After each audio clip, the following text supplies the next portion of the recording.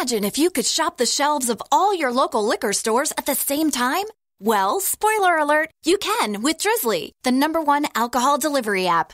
Drizzly lets you compare prices from local liquor stores on a huge selection of beer, wine, and spirits, then get them delivered right to your door in under 60 minutes. And right now, Drizzly is giving all new customers $5 off their first order. Just enter promo code SAVE5 at checkout. Download the Drizzly app or go to drizzly.com. That's DRIZLY.com.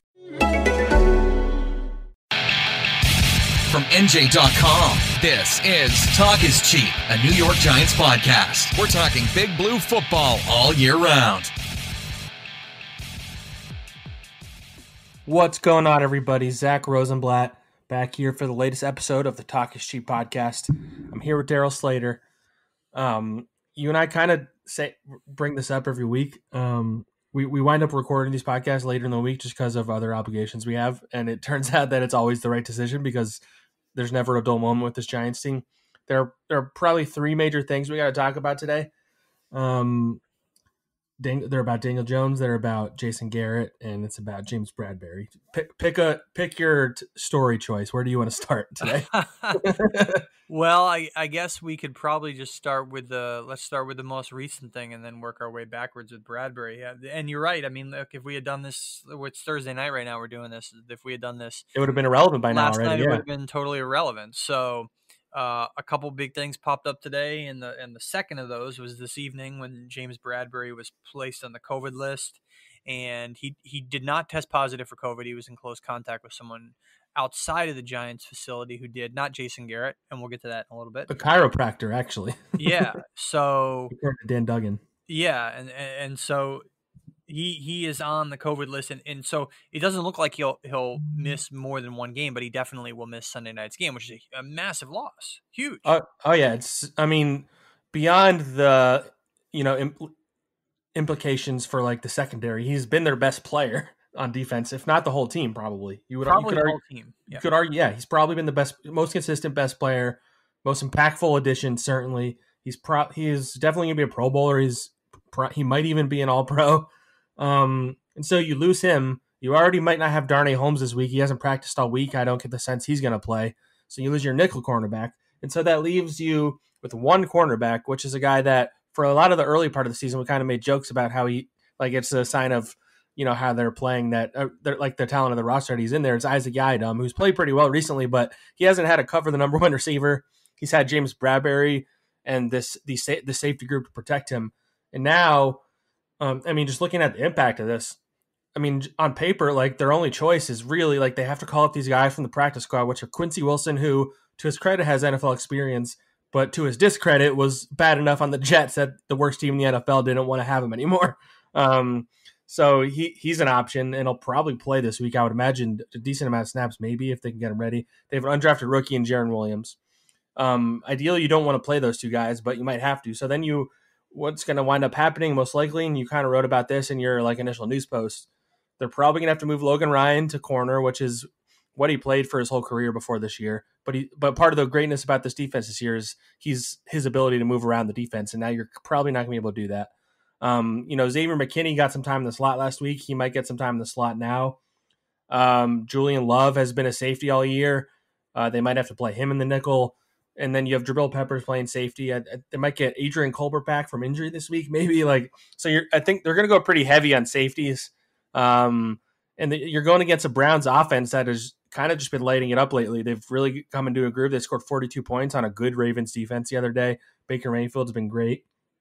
Jarvis Landry's tough to cover. There's no Odell Beckham, but beyond all the other stuff that we're going to talk about, this is probably the worst thing that could happen to them. Even Daniel Jones potentially not playing. Daniel Jones, if he had played, would have been hurt anyway. We're going to get into that, but the point being, James Bradberry, they don't have a replacement for him on the roster.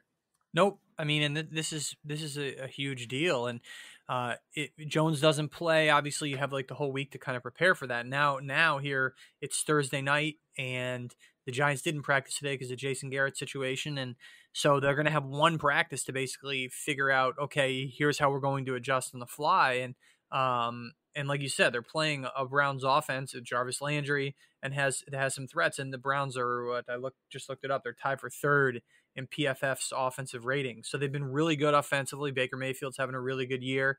And there was a chance he could pick apart this secondary, this Giants secondary, and that's been suspect already in pass coverage throughout the year. For as good as James Bradberry's been, you're talking about a Giants secondary that's let's look it up. They're 21st in coverage in PFF. So Bradberry's been one of the better cornerbacks in the league, and they're still that bad. And Yadam is, a serviceable player, but I think if you put Logan Ryan at the other corner, you figure, okay, he'll probably cover the number one receiver, but I mean, Landry lines up in the slot a lot. So Yep. What do you do with with the nickel, or if you're going to play nickel, are you going to put Julian Love in there? He has cornerback experience. This is a big game, I think, for Xavier McKinney, who's going to be asked to do a lot and play a lot of snaps. And Jabril Peppers will be the strong safety, obviously, but in terms of coverage, this is a kind of a prove-it game for McKinney. They're going to need more from Love, and I bet like you said, you named it, like basically every DB on the roster, and they'll probably mix in guys. But I think if you're looking at the main five guys, I mean, you kind of helped me with this earlier when I was asking you who do you think the starters are going to be, and so I think Yadam will obviously be the one of the corners, right? I think Logan Ryan takes over as the number one corner for Bradberry. You're looking at Love in the slot, probably. Again, he's a converted corner whose safety is not his natural position anyway. And then McKinney, of course, at free safety with Ryan moving over because McKinney's the backup there anyway, and then Peppers at strong. So not ideal. Obviously not ideal to lose your best cover guy going against an offense this prolific. And all the three things we're going to talk about, not only is this the most recent thing to happen in terms of when we're recording this, but it's the worst. There's no doubt this is the worst. The hardest to come back from, really, I would say. No doubt. Absolutely, no doubt. I mean, so this is the one where you look at and say, geez, this might be the final blow for them not really having much of a chance to win this game. And you talk about Darnay Holmes, who's been spotty as a rookie in the slot, but this will be a second straight missed game with a knee injury that it doesn't appear to be a minor issue. He played in Seattle, got hurt, and then didn't play last week and probably won't play this week. So they're going to have to find an answer at slot as well, even though Holmes has not been anywhere close to as good as Bradberry. So that's where they're at. And I think when that news dropped today, this afternoon, we were texting like, oh man, this is bad. This is a bad deal for this team right now. That it faces them. They're in a must win situation, must win. And they probably won't win now. Yeah. I mean, we've talked a lot, especially in recent weeks, about how good Patrick Graham has been at, making do with what he has. Like this is going to be the ultimate test of Patrick Graham. Like, I mean, no one would blame him if the defense has a bad game. While he'll get all the credit in the world if they have a great game, which I just don't see a world where that happens. But I mean, the NFL is a weird league. Who knows? But it's just funny, I'm just thinking, even just like having this conversation, for how high everybody was off the Seahawks win. I was convinced they were going to win the division. I think most of the Giants fan base was. Everybody was talking about, Joe Judge, best person of all time, not even coach, just the best human they've ever seen in their lives. It's just like everybody's raving. And now imagine if we get Daniel Jones back, and the Cardinals, they've lost 3 in a row. They look really beatable. And everybody's like, I mean, they're even writers not at NJ.com who are like planning, their first playoff victory and how people should take them seriously as, a team that can win. I'm just, that's my point. It's just funny. Like, and we've even talked about this on this podcast, like just how week to week this league, like just really is, because just everything that could have gone wrong since then has. I mean, and I guess we can get into the Jason Garrett thing now, I guess. But I mean, there's the whole Daniel Jones situation. I mean, even Darnay Holmes being hurt, he had his best game of the year against the Seahawks. The offensive line had its worst game of the year, maybe, which is saying something with how bad they've been. And then, which is especially alarming considering how good they were the week before that. They allowed 8 sacks. A lot of them had to do with Daniel Jones being banged up, but they were not good. Andrew Thomas was bad again. Like the offensive receivers can't get open. Like, it's just like there was no reason to be negative about the team after that week. And I think you and I, we did try and temper it a little bit. We're like, all right, they still are only 5-7. Like they started 1-7. Like this, if this wasn't the NFC East, we wouldn't even be talking about the playoffs. But well, I mean, what they did in Seattle in terms of winning with that little amount of offense was not Yep. sustainable, regardless of who your No. quarterback was. I know obviously it's to be expected when you're playing Colt McCoy. Okay, you kind of win ugly, you win with a not prolific offense. That's okay, and that's just to be expected. But it's not sustainable. It was never going to be sustainable. And not only was their offense worse against the Cardinals, they had their fewest yards since 2013, and their offensive line was a sieve, and it was a disaster. So they were a mess against the Cardinals. Their worst offensive game, the Giants, by far this year, and that's saying something. And that's the one that would coming out of that game. You look at it and say, geez, there's a chance Jason Garrett's not back, next year. Well, we know he's not going to be around this week. Hopefully he's okay with coronavirus and everything like that. But yeah, I think this is a situation where he was in a prove it spot down the stretch, having to prove to Joe Judge that, at least in a realistic world, he should be having to prove to Joe. Maybe Joe Judge already says, I'm bringing this guy back no matter what, but I don't think it should be that way. Big spot, 3 games left down the stretch. Show me what you got. And now one of those 3, he's not going to be available. Yeah. So just to reiterate, so Jason Garrett, it came out this morning. I can't even remember the time. We're doing this on a Thursday night. Earlier today, came out that he tested positive. And when you test positive for COVID, you have to be quarantined for 10 days. So he's going to miss at least this game. And then, you have to hope that he doesn't have any symptoms and he's okay over the next 10 days and then he can come back. But that's not even a guarantee. You've seen other guys in the league who have had a linger longer and stuff like that. Anyway, so he's not going to be coaching this week. And then in almost like poetic, I don't know, like Freddie Kitchens is going to be the interim offensive coordinator or interim play caller, I should say. So he's going against the team that just fired him. And I saw like Jarvis Landry was kind of talking smack about his old coach. And I don't know how much Browns fans, based on the reaction, like, so Joe Judge was like effusive in his praise about Kitchens today, and Browns fans saw that and they were all kind of laughing about him as a play caller or whatever. But so anyway, so, this has got, you and I were both talking about this, and I have a story coming out on Friday about this. Like, you and I both are in the same camp, and I think a lot of Giants fans are too, that Jason Garrett either shouldn't be back next year, or they at least should consider moving on from him after the year. There's always a possibility somebody hires him, and the NFL likes to reshuffle the deck with coaches. And so in a way, whether it's fair to Jason or not, this is kind of an audition for Freddie Kitchens, because I think he would be at or near the top of Joe Judge's list for the guys he would replace him with. I don't know how much of a hand Joe had in actually even picking Garrett. I know John Mara was a big fan of him. I know they wanted to bring in a veteran coach. But if you look at the staff, Garrett's the only glaring one that doesn't have a background with Joe Judge. Whereas Freddie Kitchens, he's known since 2005, I believe, is when they coached together at Mississippi State. There's a video that's made the rounds, both when Kitchens was hired to the Giants and more recently, where Judge told a story about when he was a graduate assistant at Mississippi State and they were going on the bye week.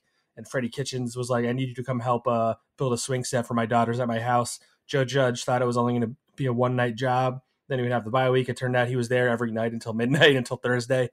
It's just kind of funny that the tables have turned and that Joe's his boss now. But the way he glowed about Kitchens today just kind of reaffirmed my belief that if they either moved on from Garrett or Garrett left on his own accord, Freddie Kitchens is a candidate to be the offensive coordinator. Whether that's a good thing or bad thing, that was the first thought I had.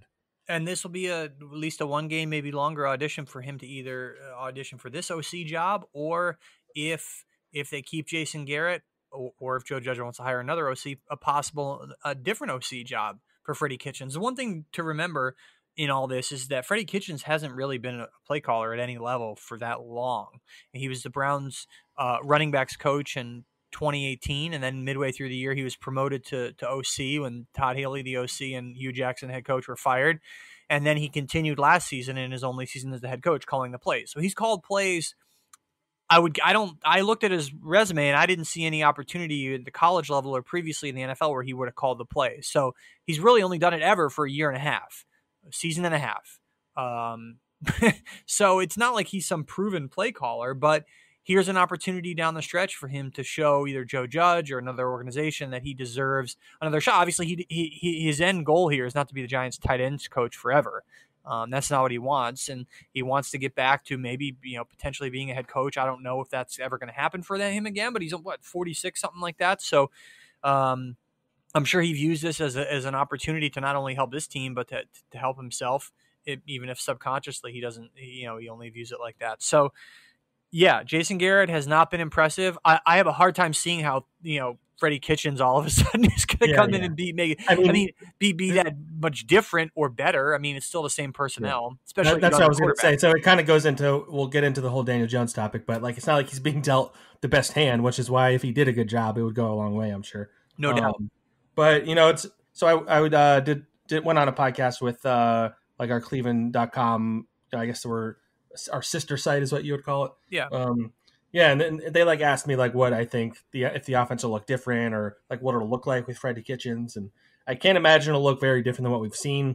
If Colt McCoy is the quarterback, which I think we both think he will be, it'll probably be the same offense they're running against the Seahawks, which is not a very explosive one. They're going to run the ball a lot with Wayne Gallman. The defense is going to challenge them to take shots down the field, and they probably won't do it. But if you look at Freddie Kitchens' history, like they threw the ball deep significantly more than Jason Garrett has with Daniel Jones at quarterback, though that's not saying much because they're in like the bottom 5 of the league with Daniel Jones throwing it down the field. But like I won't imagine Freddie Kitchens reinvents the wheel. I know he has a reputation for trying a lot of trick plays. They don't always work. There were a lot of moments in terms of decision making when he was the play caller last year that left a lot to be desired. But I think one thing to point out is, when he took over for Todd Haley, the offense, like that second half of the year for the Browns, was very good. Baker Mayfield was very good. That was his rookie year. And then the next year, once you add, which something people maybe don't think about as much, is once you add the head coaching responsibilities, that means you're also like dealing with like the situational things like fourth down and whether to go for it and whether to punt and whether to do a trick play and all that stuff, which is Joe Judge handles that part of it. So that maybe, removing some of the responsibility from Kitchens is kind of what he needs as a play caller for all I know. Good point. Who knows? All you can base it off is what you have in front of you. And he had 16 games last year that were pretty bad. So it's going to be interesting. I would like them to see them take more risks, take more shots, especially, with their season kind of on the line. Like technically they could lose this week and still be in the race, but they're treading on, thin ice right now, because if they lose the next 2 games, which is a very good possibility with the Browns and Ravens, and the Washington wins one of their next 2 games, which is likely since they play the Panthers next week. I forget who they play this week. It's somebody pretty good. Seattle, who's beatable certainly, but they're a good team. So if Washington wins one of those games and the Giants lose both, then they're out of it. So it's going to be a tough road ahead. And I guess now would be a good time to talk about the Jones thing. So yeah, just real quick with Freddie Kitchens, it's interesting that you talk about how bad he was been last year, and that's sort of highlighted by the fact that and we kind of touched on in the beginning how good the Browns have been offensively this year, and just outstanding. I have a friend who lives in Cleveland, and he said they want to build a statue of jokingly Kevin Stefanski out front of the stadium there. This has been a historically good year for the Browns in terms of not just.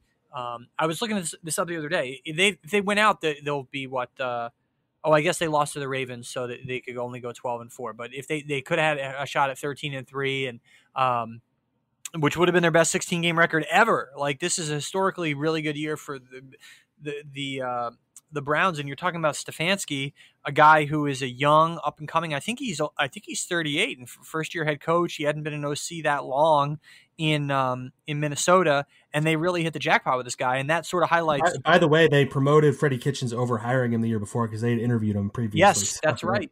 Yeah. And it sort of highlights the deficiencies, at least in the eyes of Browns fans, and probably in reality too, of what Freddie Kitchens was unable to do with Baker Mayfield last year, and Baker Mayfield's really taken off this year in year 3, which is what Jones needs to do next year, which is a story I have coming out tomorrow. But anyway, so I think that sort of highlights, and we touched on how good the Browns have been offensively, but that sort of highlights the stark difference between what Freddie Kitchens was able to do with this group, and especially with Baker Mayfield, and what Kevin Stefanski has been able to do, and why the Browns are so dangerous, not just because of their personnel, because Stefanski's really good, so dangerous for this ailing Giants defense on the Sunday night, particularly in coverage without. Raise your hand if you'd like to bid farewell to 2020. Now, use that same hand to celebrate the new year with Drizzly, the #1 app for alcohol delivery. Drizzly lets you compare prices from local liquor stores on a huge selection of beer, wine, and spirits, then get them delivered right to your door in under 60 minutes. And right now, Drizzly is giving all new customers $5 off their first order. Just enter promo code NEWYOU at checkout. Download the Drizzly app or go to drizzly.com. That's DRIZLY.com. Bradberry, and like you said, the margin's getting slimmer. I think if you take a step back and look big picture here, I think people forget, okay, it's not just Washington that the Giants are in this dogfight with. And the Eagles are 4-8-1, so they have 4.5 wins. Giants have 5 wins. Dallas has 4 wins. You've said it for weeks, and you wrote us something about it. Dallas, like, they're in last place right now, but in many ways, they have a really good path here. 49ers, the Eagles, the Giants. 3 teams with losing records, and no one else among any of the NFC East teams has that easy of a schedule down the stretch. So would you be shocked if the Cowboys won 3 in a row and won this division at 7-9? I certainly wouldn't. So that's something to consider too. The Giants are not just being squeezed from the top, but squeezed from the bottom, which is why, yes, mathematically they can lose and still be in this in the race, but these games are all must wins because of how they're being pinched from the top and pinched from the bottom, coming out of last week when they lost and laid an egg against the Cardinals and all the other teams won. It was a disaster week for the Giants, and it has a chance to snowball this week because of all these things that we're talking about. And, funny thing, just as an aside about Stefanski, him and Joe Judge actually have like a random background because they both came up from the same like Philly suburbs. They both grew up at the same time. Oh, I didn't know that. And they were on this freshman team at, I think, St. Joe's Prep at the same time. And I think Stefanski won the quarterback job or whatever. And then Joe Judge had to transfer for like family reasons to Lansdale Catholic. And then they that's right. Again. But it's just funny that, those two guys, they're both pretty young. They come from the same area, and now they're going against each other. I'm reading this. Stefanski graduated. This is so troubling. Stefanski graduated high school the same year I did, 2000. Wow. What have you done with your life, Darryl? Very little compared to him or anyone. But and Joe Judge too, 2000. God, these guys, they act like they're in their late 40s, and I act like I'm in my late 20s. So there you go. I don't know which is better, but Right. Make your own choice. All right, so let's get to the thing we kept teasing that we'll talk about. And weirdly, it would have been the biggest news of the week if not for everything that happened today. So Daniel Jones, I think everybody with eyeballs knew that this is what happened. So first, he played the game with an injured hamstring. He clearly was bothered by it. It's the first game he never had a rushing attempt in his entire NFL career. He was not able to move around the pocket, which contributed to a lot of the pressures and sacks that happened. I mean, the offensive line deserves blame too. But he clearly was just not himself. And then at some point late in the first half, we don't know exactly when, he got hit and he hurt his ankle on his other leg. So his hamstring, I believe, was on his right, and his ankle on his left. It turns out he sprained his ankle. Yeah, I think I remember the play. They mentioned it on the broadcast. Okay, yeah. And then so in the second half, he was noticeably limping. It got worse as the game went on. The game got out of hand at that point, and then eventually they put in Colt McCoy at the very end when it was already out of reach. And Joe Judge tried acting like on Monday that wasn't because Jones was hurt, and then he kind of half-assedly admitted that it was later in the week. So now he has 2 injuries on 2 separate legs. From videos from practice on Wednesday did not look encouraging. There was no practice on Thursday, so they couldn't even see how he looked today. So now you only have a light practice on Friday and a walkthrough on Saturday to figure out if he's capable of going. Even if they determined he was okay to go, I don't see why they would ever play him, especially if he was already limited from the hamstring. The way they've handled this is so weird to me. I know they want to win and they're not tanking or whatever, and that's admirable. And Daniel Jones is really tough, and Joe Judge keeps telling us about that. How if he didn't have one of his legs, he'd try and play or whatever he said. He's a tough guy, we get it, but I know Colt McCoy's not the most exciting player, but number one, you're risking or injuring Daniel Jones further. I get that you need to evaluate him still, and this is part of that. But it's just not worth it. Don't put him out there. Live to fight another day. Maybe he'll feel better in a week. Maybe you have to shut him down for the year. But if you view him as the future of your franchise, you can't keep throwing him out there like this. Yeah, I mean, you can't get, there's so many different ways a guy can get lit up when he's a sitting duck back there. And we, talk about how mobility is a big strength of Jones. That's out the window in terms of not only a game planning thing, but also his ability to keep himself safe. And if, there's so many different ways you can get lit up. Concussion, something could happen, but, get hit and, tear his rotator cuff. It could be any of these things that, if you're just going to stand back there in the pocket and not be able to move, and you have a terrible offensive line, independent of the fact that how long you hold the ball. It's just a massive problem. And you have to ask yourself as a coaching staff, is a full speed Colt McCoy better than a half speed Daniel Jones? And they answered that question going into Seattle and said, yeah, we're going to do this with Colt McCoy. And they won the game. So they've shown that they can do it. They've shown that they can. Now, granted, they won that game with defense, and they're not going to have James Bradberry this week, but they've shown that they can beat a team, a really good team like Seattle. Maybe that was a one-off. Maybe that was a fluke. It probably was, but in all likelihood it was. But they've shown that they can beat a team while relying on defense, not a lot of offense. Colt McCoy, game manager, that whole thing. So I would guess that you see McCoy this week for any number of reasons, keeping Jones safe. And I think even from just the sheer effectiveness perspective, like even if they didn't care about keeping him safe, and they obviously do, even if they were just going to say, all right, everything be damned, we're gonna play the guy who gives us the best chance to win. He might not even give you the best chance to win this week because of his lack of mobility. Yeah, I mean, we've talked a lot about this offense. Like that's part of why I've said that they can. It seems like they can compete with anybody. There's just so many things stacked against them this week, between whether it's Colt McCoy or a 50% Daniel Jones, and this defense losing Bradberry, and having Freddie Kitchens have to step in. Like, this could be a blowout, right? Absolutely. Yeah. I think I picked 28-14 earlier in the week, but I think that this is one that could really get away from the Giants, and understandably so. It's a perfect storm. I think if you look at the things that are most important in terms of the biggest impact, Bradberry would be number one. Obviously, not having Jones would be number two, and that just tells you how good Bradberry's been. And then I think they can get by. If it was just the Jason Garrett thing, I think they could get by, right? But the other two things are just such killers that I have a hard time seeing how they overcome it. Yeah, and I don't know. It's just there's just so many. Even if everybody was healthy, the offense is just such a problem. The receivers are just not getting open. Darius Slayton, I don't know what's going on with him. I know Tyke Tolbert, you were on the Tyke Tolbert call.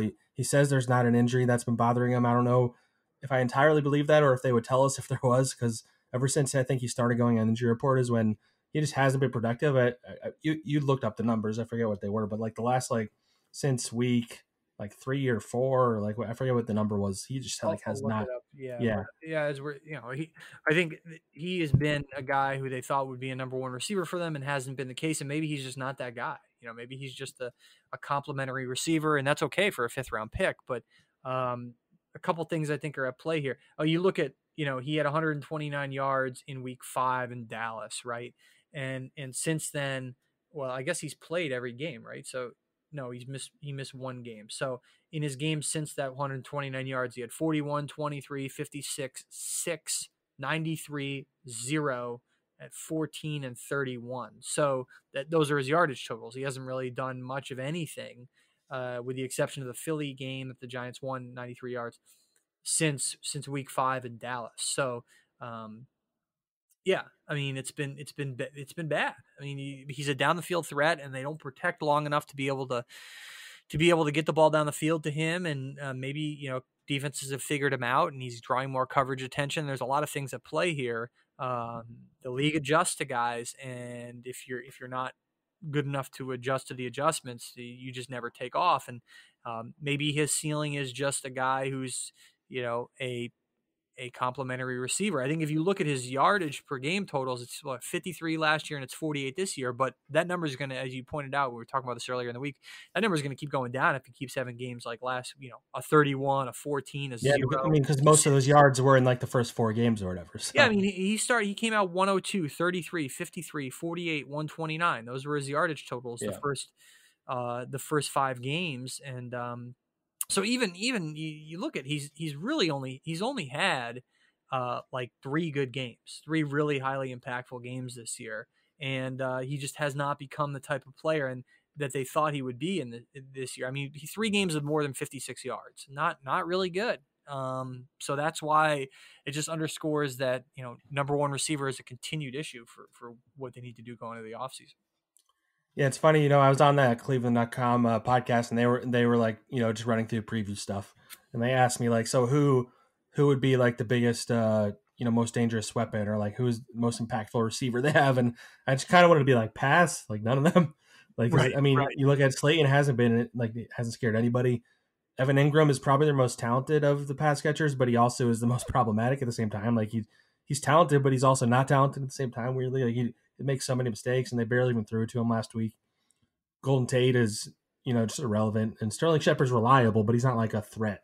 So, like you said, it just goes back to the confounding issue of Dave Gettleman not adding any talent at, as pass catchers this year, and that's really kind of like hurting them. I mean, it's hurt them all year. Like, imagine how much better they'd be if they even had someone who was capable of producing anything. Well, I mean, yeah, I mean, they spent so much money on Tate, which was a terrible contract from the get-go. We've said it 600 times on here and elsewhere. To replace Odell Beckham, that was a disaster from the get-go, and so you didn't think that they were going to invest heavily in the receiver position free agency this year, but they thought Slayton would take off, and he hasn't. And he just hasn't. I mean, if he would become a guy who's a 900-yard receiver as a fifth-round pick, that's a lot of great value. He still gives them pretty good value. I mean, his numbers are pretty good for where he was drafted. He's just not, it seems, a number one receiver. But there's other things at play here. How long the line's protecting, what Daniel Jones is seeing. It's all these other problems that the offense has that kind of tie into their overall struggles offensively. Yeah. All right, we can wrap up here. So you kind of alluded to it, but what is your prediction considering all the information you have now? Obviously, I'm sure it's changed since you sent in your pick for the week. Yeah. What did I sent you? 28-14. I'll probably just subtract some from the Giants and add some there to the Browns. I'll go 35-10. So take 4 off the Giants, add 7 to the Browns. Browns cover easily.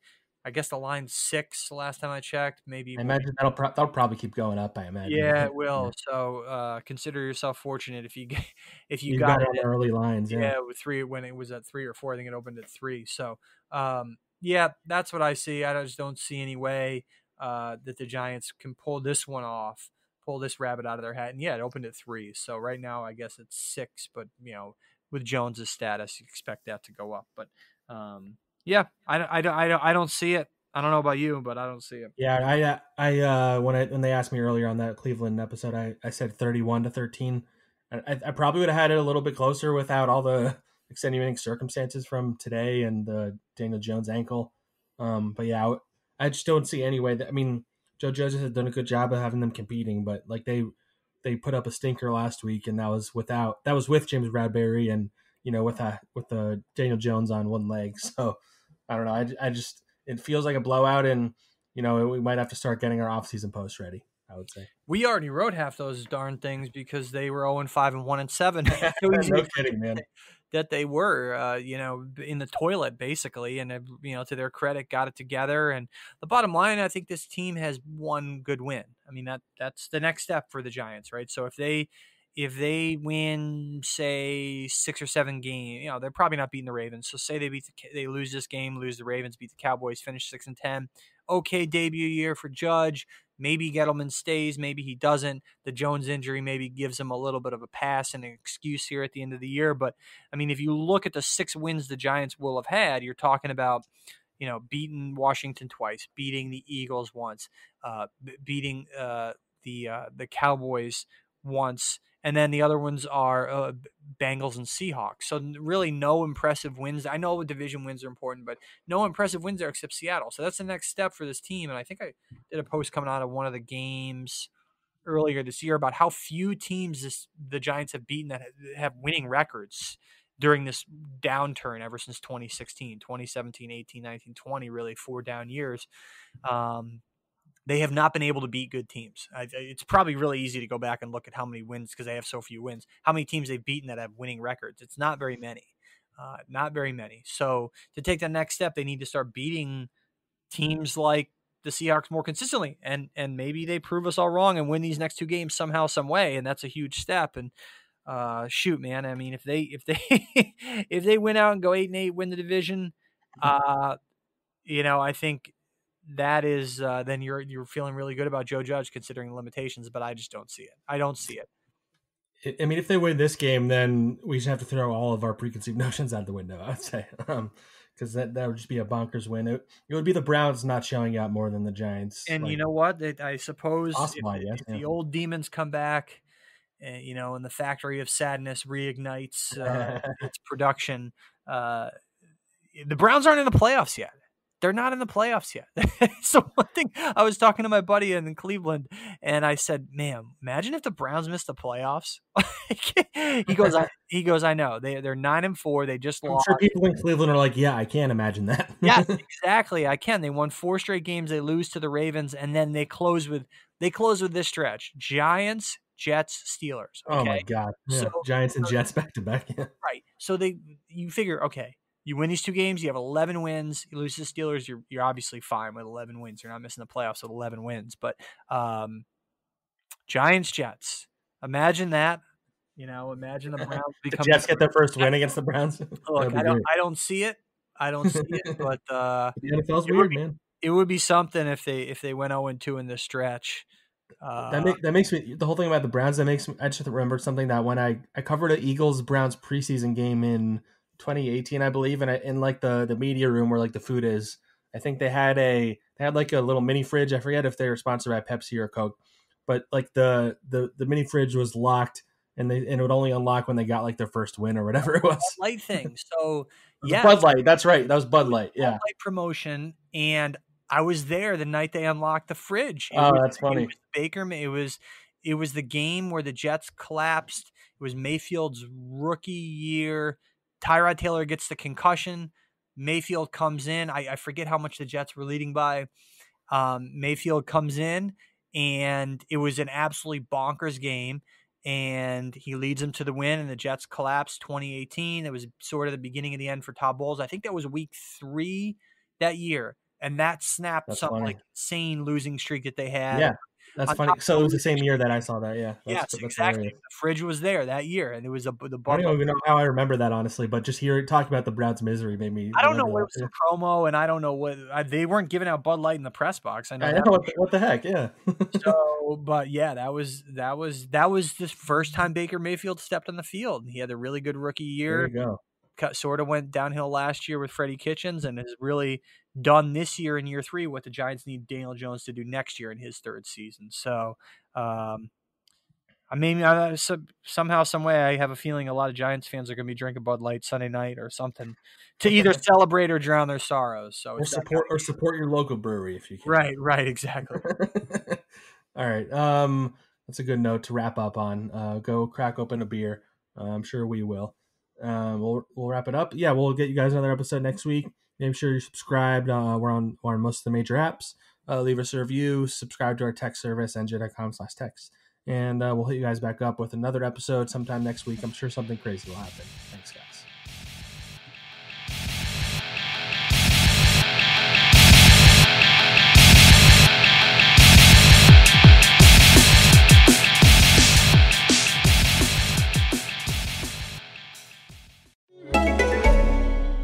Want to be sure you always look your best? The Reflections LED Rose Gold Makeup Mirror from Conair makes it easy, with all the features you need to groom and apply makeup with precision. Lifetime LED lighting won't ever dim or diminish, no replacement bulbs needed. One-time magnification provides a full view, or 10 times magnification for close-up tweezing and details. Designed with a beautiful rose gold finish, the mirror rotates at 360 degrees, with a 7.5-inch viewing surface to attend to every feature. Makes a great gift. Go to Conair.com for the Reflections LED Rose Gold Makeup Mirror now.